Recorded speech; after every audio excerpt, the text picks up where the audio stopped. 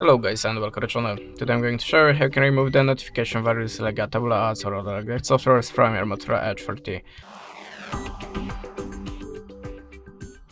So at the start if you see something like that or something like that,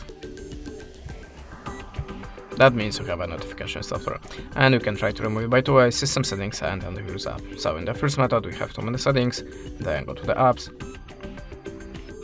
and now go to the CL apps. Now check the list. If you see something strange, the app that you do not have installed by yourself, the app that you do not recognize the name of it, just open it, click on install and click OK.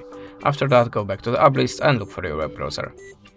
Go to the web browser, tap on the storage and cache, choose manage space and tap on the clear all data, click OK, and after that your web browser should be free from notification software. But if that way doesn't work for you, you can also try to download antivirus app, so go to the Google Play Store and look for the best antivirus app for you. I'm using Avast, so in this application you have to tap on the start scan, allow permissions and click the switcher.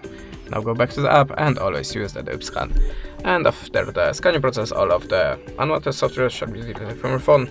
That's it. Thanks for watching, leave us a subscribe or a comment, and goodbye.